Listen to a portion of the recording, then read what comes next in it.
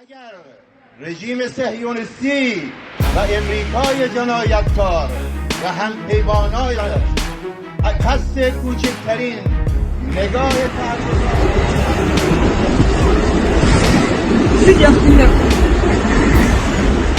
अस्सलाम वालेकुम दोस्तों, आज 11 अगस्त है। मैं आपका दोस्त नदीम अकरम हाजिर हूं मिडल ईस्ट की 14 बड़ी खबरों के साथ।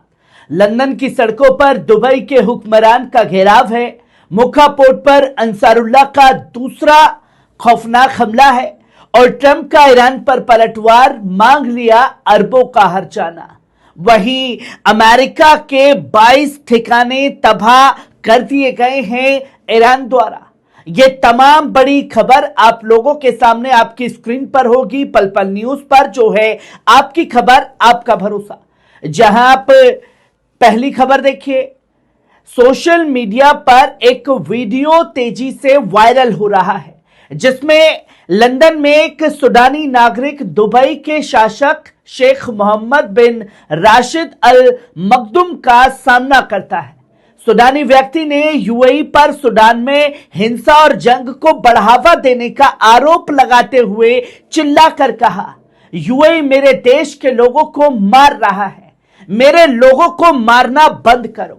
इस घटना के दौरान अल मखदूम की सुरक्षा टीम के एक सदस्य ने गुस्से में आकर सुडानी व्यक्ति के साथ बदसलूकी की, गाली गलौज की और नस्लवादी शब्दों का इस्तेमाल किया गया। सुडान में जारी गृह युद्ध को लेकर यूएई की भूमिका पर लंबे समय से अंतर्राष्ट्रीय स्तर पर सवाल उठ रहे हैं और इस घटना ने सोशल मीडिया पर इस मुद्दे को फिर से गर्म कर दिया है। वहीं आप ये दूसरी खबर देखिए, यमन के मोखा पोर्ट पर अंसारुल्लाह का दूसरा बड़ा हमला। दोस्तों, यमन के दक्षिण पश्चिम इलाके में तनाव एक बार फिर बेहद बढ़ गया है। प्रेसिडेंशियल लीडरशिप काउंसिल यानी पीएलसी के कंट्रोल वाले मोखा पोर्ट पर शहर अंसारुल्लाह ने पिछले 3 दिनों में दूसरी बार बड़ा हमला किया है। रणनीतिक रूप से अहम रेड सी के करीब मौजूद इस पोर्ट पर लगातार हो रहे हमलों से इलाके में सुरक्षा हालात गंभीर हो गए हैं और जंग की आग फिर से भड़कने का खतरा पैदा हो गया है। वहीं आप तीसरी खबर देखिए, ट्रंप का नया बयान। अमेरिका रणनीति में बयानों की जंग तेज हो गई है। राष्ट्रपति डोनाल्ड ट्रंप ने कार्यक्रम के दौरान डेमोक्रेटिक पार्टी के उम्मीदवार अब्दुल अल सईद पर निशाना साधते हुए उन्हें जिहादी करार दिया। मिशिगन के सीनेट पद की रेस में शामिल अब्दुल अल सईद पर ट्रंप के इस बयान के बाद सियासी हड़कंप मच गया है। अल सईद और उनके समर्थकों ने ट्रंप पर नफरत फैलाने और इस्लामोफोबिया का इस्तेमाल करने का आरोप लगाया है। वहीं आप ये चौथी खबर देखिए, डोनाल्ड ट्रंप का दावा, स्ट्रेट ऑफ होर्मुज अब खुला है और अमेरिकी नेवी का इस पर पूरा कंट्रोल है। दोस्तों, अमेरिकी राष्ट्रपति डोनाल्ड ट्रंप ने स्ट्रेट ऑफ होर्मुज को लेकर एक बड़ा बयान दिया। जब एक पत्रकार ने उनसे सीधा सवाल पूछा कि ये रणनीतिक समुद्री रास्ता कब खुलेगा, तो ट्रंप ने तुरंत जवाब देते हुए कहा कि यह रास्ता अभी खुला है। ट्रंप का कहना था कि इस वक्त स्ट्रेट ऑफ होर्मुज पर सिर्फ और सिर्फ अमेरिकी नेवी का कंट्रोल है और कैसा कंट्रोल है इसकी झलक कल ईरान दिखा चुका है, एक ऑयल टैंकर को उड़ा करके। अमेरिका और ईरान के बीच लंबे समय से तनाव बना हुआ है, लेकिन ट्रंप ने साफ कर दिया कि अमेरिकी सेना इस रास्ते पर अपनी पकड़ मजबूत बनाए हुए है। वहीं आप ये पांचवी खबर देखिए, ईरान का अमेरिका पर बड़ा हमला है। दोस्तों, ईरान के विदेश मंत्रालय के प्रवक्ता इस्माइल बगाई ने अमेरिकी आर्थिक पाबंदियों को लेकर वॉशिंगटन पर खासतौर पर तीखा हमला बोला है। अमेरिकी खजाना मंत्री के उस बयान पर कड़ी प्रतिक्रिया देते हुए जिसमें उन्होंने ईरान का दम घोटने की बात कही थी, बगाई ने कहा, यह बयान अमेरिका की पाबंदियों की लत को साफ दिखाता है। उन्होंने कहा कि अब यह कोई सोच समझकर बनाई गई नीति नहीं रही, बल्कि एक बुरी आदत बन चुकी है। जिसने अमेरिका को सोचने समझने की सलाहियत को ही खत्म कर दिया है। ईरान दशकों से यह साबित करता आया है कि वे इन पुरानी धमकियों और पाबंदियों को से झुकने वाला नहीं है। वहीं आप ये छठी खबर देखिए, ईरान की आईआरजीसी का अमेरिका और इजराइल को सख्त संदेश। दोस्तों, ईरान के इस्लामिक रिवोल्यूशनरी गार्ड कॉर्प्स ने अमेरिका, इजराइल और उनके सहयोगियों को बेहद सख्त लहजे में चेतावनी दी है।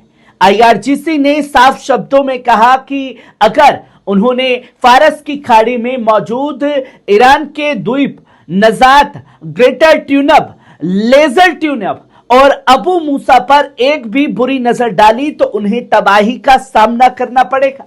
आईआरजीसी ने अपने बयान में कहा कि अल्लाह की मदद से वो दुश्मनों का वजूद मिटा देंगे और इसी फारस की खाड़ी को उनकी कब्रगाह बना देंगे। वहीं आप ये सातवीं खबर देखिए, डोनाल्ड ट्रंप का ईरान से बड़ा मुतालबा। अमेरिकी राष्ट्रपति डोनाल्ड ट्रंप ने ईरान के मुआवजे के दावे पर करारा पलटवार करते हुए खुद ईरान से बड़े हर्जाने की मांग कर दी है। अब दोस्तों, इसी फैक्ट को समझने की जरूरत है। जब हमले हो रहे थे तब यही भूरा चिल्ला रहा था कि कोई नहीं मरा है, कुछ नहीं हुआ है, ईरान के हमले तो हमने हवा में ही खत्म कर दिए। और जब ईरान ने मुआवजा मांगा तो यह कह रहा है कि भैया जो लोग हमारे मरे हैं उनका भी मुआवजा ईरान हमें दे। अब भूरा एक बात डिसाइड करे, तब तो यह कहा जा रहा था कि कुछ नहीं हुआ है, कोई नहीं मरा है, और अब यह कह रहा है कि जो लोग हमारे मारे गए हैं उनका मुआवजा ईरान दे। यह है दोहरा चेहरा जिसे लगातार छुपाने की कोशिश भूरे द्वारा की जा रही है। वहीं आप ये आठवीं खबर देखिए, ईरान के सुप्रीम लीडर ने की 6 नए शीर्ष सैन्य कमांडरों की तैनाती।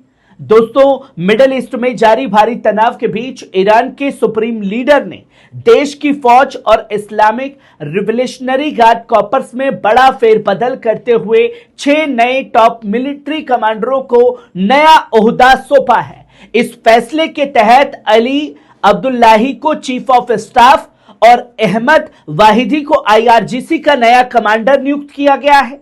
इसके अलावा क्यूमर्स हैदरी को deputy chief of staff, Mostafa Izadi को डिप्टी आईआरजीसी कमांडर, अली ओजमाई को आईआरजीसी नेवी कमांडर और हुसैन तायब को बसीज का प्रमुख बनाया गया है। माना जा रहा है कि जंग के इस दौर में अपनी सैन्य ताकत और सुरक्षा इंतजामों को और मजबूत करने के इरादे से यह बड़ा फैसला लिया गया। वहीं आप ये 9वीं खबर देखिए, ईरानी सदर मसूद पेजाशकियन का बड़ा बयान। दोस्तों, ईरान के सदर मसूद पेजाशकियन ने देश के सुप्रीम लीडर के साथ हुई एक बेहद अहम मुलाकात के बाद बड़ा बयान दिया। पेजाशकियन ने यह साफ तौर पर बताया कि सुप्रीम लीडर की सेहत पूरी तरह से ठीक है और वे बिल्कुल तंदुरुस्त हैं। उन्होंने कहा कि इस मुलाकात से मुल्क को दरपेश परेशानियों और मुश्किलात का खुलकर गुफ्तगू हुई। सुप्रीम लीडर ने उनकी तमाम बातों को बहुत ध्यान से सुना और सरकार को आगे का रास्ता दिखाने के लिए जरूरी रहनुमाई भी दी है। वहीं आप ये 10वीं खबर देखिए, इराकी विदेश मंत्री का जर्मन समक्ष से संपर्क। इराकी विदेश मंत्री ने अपने जर्मन समक्ष से टेलीफोन पर बात करते हुए मिडिल ईस्ट के मौजूदा सुरक्षा और आर्थिक हालात पर गंभीर चिंता जताई है। बातचीत के दौरान इराकी विदेश मंत्री ने जोर देकर कहा कि दुनिया को स्ट्रेट ऑफ होर्मुज के बंद होने से पैदा हुए सुरक्षा खतरों और आर्थिक संकट के लिए वॉशिंगटन को जवाबदेह ठहराना चाहिए। उन्होंने साफ तौर पर कहा कि इस रणनीतिक समुद्री रास्ते में आई रुकावट की वजह से वैश्विक व्यापार और ऊर्जा सप्लाई पर जो भारी असर पड़ा है उसकी पूरी जिम्मेदारी अमेरिकी नीतियों पर आयद होती है। वहीं आप 11वीं खबर देखिए, लीबिया की जाविया रिफाइनरी के फ्यूल टैंक में भीषण धमाका। दोस्तों, लीबिया से इस वक्त एक बड़ी और चिंताजनक खबर सामने आ रही है। देश की बेहद अहम जाविया रिफाइनरी के एक फ्यूल टैंक में जबरदस्त धमाका हुआ है। धमाके के बाद रिफाइनरी परिसर में अफरा तफरी मच गई और आग की ऊंची लपटें उठती देखी गई। फिलहाल इस धमाके के पीछे की असली वजह साफ नहीं हो सकी है और ये पता लगाया जा रहा है कि ये कोई तकनीकी खराबी या हादसा था या फिर इसे किसी साजिश के तहत अंजाम दिया गया है। मौके पर राहत और बचाव का काम लगातार जारी है। वहीं आप ये 12वीं खबर देखिए। ईरान के हमलों से अमेरिकी सेना को 13 अरब डॉलर का नुकसान। वॉल स्ट्रीट जर्नल की रिपोर्ट के मुताबिक जंग की शुरुआत से लेकर अब तक ईरान ने मिडल ईस्ट में अमेरिकी ठिकानों पर 2000 से ज्यादा हवाई, मिसाइल और ड्रोन हमले किए हैं। इन हमलों में 8 देशों में मौजूद अमेरिकी फौज के कम से कम 20 ठिकाने बुरी तरह प्रभावित हुए हैं। रिपोर्ट का दावा है कि ईरानी हमलों के कारण अमेरिका को अपने फौजी साजो सामान और सैनिक अड्डों में तकरीबन 13 अरब डॉलर के बड़े नुकसान का सामना करना पड़ा है। वहीं आप ये 13वीं खबर देखिए। मौजूदा सुप्रीम लीडर मौजूद हैं, फैसलों और मुलाकात से अफवाहों को किया गया खारिज। दोस्तों, ईरान के सुप्रीम लीडर मुस्तफा खामेनी के गायब होने या उनकी खराब सेहत को लेकर चल रही अफवाहों पर विराम लगाने की कोशिशें तेज हो गई हैं। ईरानी अधिकारियों और मीडिया का कहना है कि सुप्रीम लीडर पूरी तरह सक्रिय हैं, लगातार बड़े फैसले ले रहे हैं और शीर्ष अधिकारियों व सैन्य कमांडरों के साथ बैठकें कर रहे हैं। राष्ट्रपति पेजेश्किन के साथ उनकी हालिया मुलाकात, नए फौजी कमांडरों की नियुक्ति और जारी किए गए बयानों के जरिए ये साफ संदेश देने की कोशिश की गई है कि मुल्क की कमान पूरी तरह से सुप्रीम लीडर के हाथों में है। वहीं आप आखिरी और 14वीं खबर देखिए। वॉशिंगटन पोस्ट का बड़ा खुलासा है। ईरानी हमले के खतरे के बीच ट्रंप को चुपके से निकाला गया था। दोस्तों, वॉशिंगटन पोस्ट वपो की एक चौंकाने वाली रिपोर्ट के मुताबिक पिछले महीने तुर्की में नाटो समिट के बाद अमेरिकी राष्ट्रपति डोनाल्ड ट्रंप को ईरान के कत्ल के खतरे के चलते बेहद गुप्त तरीके से निकाला गया था। 8 जुलाई को अंकारा में ट्रंप कैमरे के सामने अपने मुख्य हवाई जहाज एयरफोर्स 1 में सवार हुए, लेकिन कुछ ही मिनटों बाद उन्हें और उनके कुछ खास सहयोगियों को विमान के दूसरी तरफ से एक कैटरिंग ट्रक के जरिए गुप्त रूप से एक C-32A विमान में ट्रांसफर कर दिया गया। पत्रकारों और व्हाइट हाउस स्टाफ से भरा पुराना एयरफोर्स 1 एक धोखे की तहत उड़ता रहा ताकि संभावित हमले से बचा जा सके। अमेरिका के सेक्रेटरी ऑफ वॉर पिट हेक्सेट भी अलग से इसी C-32A विमान में सवार हुए और ट्रंप के साथ ब्रिटेन पहुंचे थे। दोस्तों, ये थी मिडल ईस्ट की आज की 14 बड़ी अहम खबरें। आपको कैसी लगी कमेंट बॉक्स में आकर के अपनी राय जरूर दीजिएगा। शुक्रिया।